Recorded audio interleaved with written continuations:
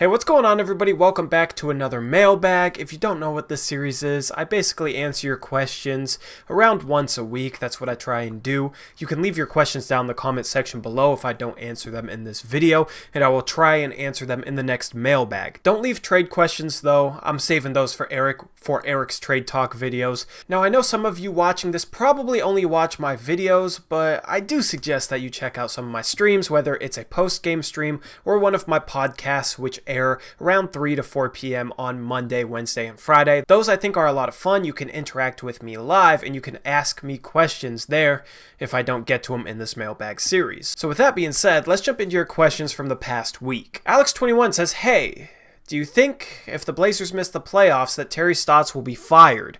And I don't think Terry Stotts will be fired. I think he has the injury excuse baked in perfectly for him.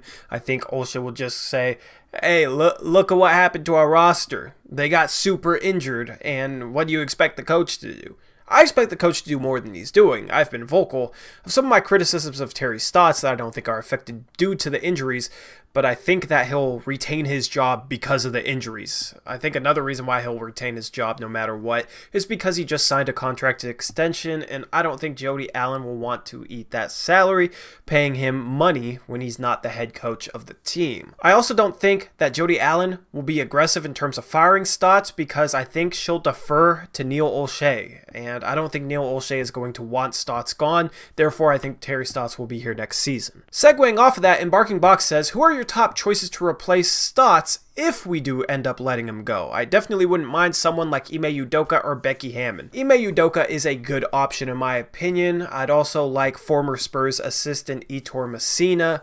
I would possibly try and poach Eric Spoelstra off the Heat, or maybe even Mike Budenholzer off the Bucks, but those are very, very unlikely options. There's probably a coach or two out there that I don't really know much about that might be a good option. If I'm the Blazers and I fire Stotts, I'm opening up an interview process to a number of different candidates, and I'm trying to deliberately learn about each and every candidate, and then I'd end up choosing the head coaching option that I think is the best based off that interview process. What I hate that people do when they defend Terry Stotts is say, oh, if you fire him, you have to know who you'd want to replace him. But look at it this way. If you're a manager at a Pizza Hut and one of your employees isn't doing the job, you fire them. You don't necessarily know who's going to replace them, but you fire them. And then you interview for their replacement. And then based off the interview process, you pick their replacement. It's the same way in the NBA. I don't understand why people who defend Stotts always say that you have to have a replacement in mind if you want to let Stotts go. That logic doesn't apply elsewhere in society, but for some reason it applies to firing Terry Stotts. I don't get it. But as I said, I don't think we'll fire Stotts. So moving on to the next question, Ryan Utley says, why are we keeping Anthony Tolliver? Why not? Who are we going to replace him with? We already have 2 open roster spots, so what's the point in creating a third one? It doesn't make much sense to me. William Felder says, do you think Melo will be back next season with Portland? And I think I answered that in the mailbag that he asked that on, but I'll answer it again. No, I don't think Melo will be back with the Portland Trail Blazers. I think he'll move on to maybe the Lakers next season or a different team. I do think he'll be in the league next season, but I don't think he'll return to the Portland Trail Blazers. Superhero Sandwiches says, do you think the Blazers should go and get Marcus Morris or Bobby Portis? No to Bobby Portis. I think he's overrated. He's not an efficient player. He's not a good defender. He just puts up empty volume stats. If people think Hassan Whiteside puts up empty stats, then they shouldn't want Bobby Portis because he is 10 times worse in that regard. He doesn't play defense like Hassan. He's not efficient like Hassan. He doesn't rebound like Hassan. Bobby Portis is just not a good player in my opinion. Marcus Morris is a good player. He's been a phenomenal three-point shooter this season, but I think we're at the point where we're not really looking for a one-year guy. We're not really looking for a guy like Marcus Morris who we'd probably have to give up value for, maybe even a first-round pick, and then at the end of the season he becomes a free agent. We might not even bring him back, and if we do go out and get him, does he really help us make the second round? Right now it looks like it's going to be almost impossible for us to make any sort of playoff run, so in terms of one-year rentals and guys that help fix our team this year but maybe not in the future, I don't think those are good options. I think we should trade for guys that will be here long term. War of Mankind says, mailbag question 1, why don't our bigs shoot? Whiteside isn't the best three-point shooter, I am aware of that, but Scout can shoot that thing. What's the point in practicing jumpers all pregame and halftime just to take contested lay-ins at the rim? Example, the Jazz game we lost recently, Rudy Gobert was having a field day because he wasn't being drawn out by his big. Gobert struggles against Jokic and Embiid and Marc Gasol because they shoot and pull him away from the paint. I hate Terry Stotts' offense so much, man. I know you do too. So answering mailbag question number 1, you do have a good point about Gobert struggling against stretch bigs. We saw it last season when Nurkic was out for a game. We were playing the Jazz at home and we started Myers Leonard, and Gobert really struggled with that, and it really opened things up, and we blew out the Utah Jazz. Now, as far as our bigs not shooting, the only big that doesn't shoot that I think should shoot more jumpers is Scalabissiere, and I've been a bit outspoken on this on some post-game shows. I don't know why he doesn't shoot. He's a career 35% three-point shooter, 36%. His rookie year, he shot over 37%. He has a really nice, sweet stroke. I don't understand why Scalabissiere doesn't shoot threes. He'll catch the ball on the perimeter, and he won't even look to shoot. He'll literally catch it and just look to dish it off. He won't look towards the rim. You would think that he's never shot a three in his life sometimes by the way he catches the ball in the three-point arc and looks to immediately give it up and doesn't even look at the rim, and I just don't understand it. Terry Stotts has given his bigs the liberty to shoot threes in the past, so I don't understand why Scal wasn't shooting. I don't know if it's a Stotts thing where Terry is limiting him and doesn't want him shooting threes, or I wonder if it's a Scal thing where he's just not comfortable in his jump shot. I'm not entirely sure, but one of Scal's biggest strengths is shooting the ball, and with some of our offensive options we've had shooting the ball, Kent Bazemore, Anthony Tolliver, Mario Hezonja, I honestly think Scal is a better shooter than those three players at this point. I honestly think Scal is just as good of a shooter as all three of those guys at this point, but he doesn't shoot anywhere near as often as them. So I don't really understand it, but I definitely think Scal should shoot more. Mailbag question number 2, do you think we will make trades? So that isn't a trade question in terms of specific players. That's just a general question saying, do you think we'll make trades? And I do think we'll make trades. I think we'll make at least 2 trades, maybe even 3. I think if you had to put an over-under number, it'd be 2. I'll be highly disappointed if we only make 1 trade, unless it's like some mammoth trade. I think we should cash in on the expiring contracts of Kent Bazemore and Hassan Whiteside, and I think that Olshey's smart enough that he'll realize that as well. He probably already realizes that, and he'll end up making a move. Even if it's not a win-now move, something like taking on a bad 2-year contract makes sense because you could get some assets for that. For example, Charlotte with Nicholas Batum. Say they want out of his contract this next summer, but Batum's going to accept his player option for like $27 million. They would probably want to trade him for Hassan Whiteside because Hassan Whiteside is expiring and therefore they get off Nicholas Batum's $27 million.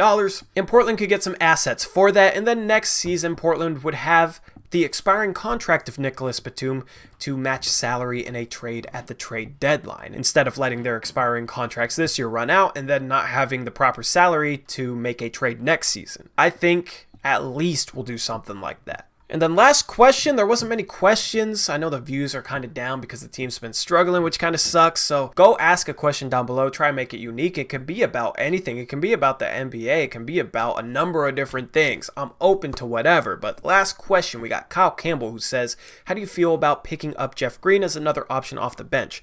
Hopefully he would be able to get back to shooting better. And Jeff Green, I think, is super overrated. He's a familiar name for a lot of NBA fans, but he's kind of regressed. This year he was awful for the Jazz. There's a reason the Utah Jazz released Jeff Green and cited Jarrell Brantley as one of the reasons why they released Jeff Green. They like what Jarrell Brantley has done in the G League. A lot of you probably don't know who Jarrell Brantley is. He's a rookie that was drafted with like the 51st pick in the draft or something like that. But honestly, given how bad Jeff Green was playing, I don't think Jarrell Brantley would be any worse than Jeff Green. Jeff Green shooting like 32% from the three-point line and 38% from the field, and his defense has regressed. His defense isn't good. He's literally just a more aesthetically pleasing version of Anthony Tolliver at this point. I don't want Jeff Green, and I don't think he's a good option for us, especially where we are at this point in the season. Question number 2 says, who do you think is the most overrated team and player in the league this year? What is the most underrated team and player so far in the league this year? So that's a great NBA question. I'm gonna have to think about that for a second. Honestly, think the most overrated team is probably the Dallas Mavericks. I don't think they're ready to make a run this season. They're up there in the standings right now, but I think that Luka Doncic caught some people off guard. I think that They're kind of regressing slightly. I just don't think they're as good as their record indicates. I'd maybe put Denver up there as well. They don't have the bench that they did last year. A lot of their bench pieces have regressed, and they've also had a very easy schedule to get out to their hot start. In terms of the most overrated player, I'm tempted to say somebody like a Fred VanVleet, who's not that efficient, not a good defender, plays like 37 minutes per game, so his per game stats look better than they really are. You know, people look at him as like, oh, that's a bench guy who gets around 28 minutes per game, and he's averaging 18 points. That's awesome. No, he's playing like 37 minutes a game right now. Another player that might be the most overrated player in the league is Andre Drummond. Now, he puts up great stats, but even Pistons fans have said that he puts up empty stats. Now, we hear that about Hassan Whiteside. I don't really believe it about Hassan Whiteside, but I also hear it with Andre Drummond, and I just don't think he's a top 3 center in the league right now. You look at that team isn't winning, even though they have Derrick Rose playing well. They have Langston Galloway playing well. They have Luke Kennard, who's made a jump. I mean, Blake Griffin has barely played, and he's been awful when he's played. Now he's out for a while again, but Andre Drummond is not the leader of a team. Maybe he'd be better with like a good pick and roll point guard, a good floor spacing point guard. I don't know, but I think he's just slightly overrated. It's kind of hard to pick that though right now. Guys who were previously overrated in my opinion, like Andrew Wiggins and Brandon Ingram, have taken the next step. They've taken a jump, and now I don't think they're overrated at all because their production has improved that much. So that was a tough question, but I like tough questions. In terms of the most underrated team right now, I'd say maybe the Oklahoma City Thunder. They've been killing it. They're the 7th seed, comfortably have that locked up. Many people were sleeping on this team going into the season. I wasn't. I said they were an easy over bet, and I should have put money down on them for the over on their win total because I think it was like 32 games, and right now they have 20. So that's a super underrated team in my opinion. I think Indiana is always underrated. What they're doing without Victor Oladipo is very impressive. They're 23-14 without possibly their best player. Malcolm Brogdon has taken the next step in his development, and that's another player that I could have listed as an underrated player. But this team being 23-14 without Victor Oladipo and then getting him back, it's going to be a scary team to watch out for. They also have the possibility to maybe go out and make a trade. They could look at trading Miles Turner and maybe getting back like a Danilo Gallinari, who I think would fit their team even better, would space the floor, and Sabonis fits better at center in my opinion. They could definitely make some moves. I think this is a dark horse team for the NBA championship. In terms of the most underrated player in the league, I have to go with Brandon Clark of the Memphis Grizzlies. He's a rookie who might be the second best rookie in the league this year. He's been super underrated for the Memphis Grizzlies. Let me just read you off some of his stats.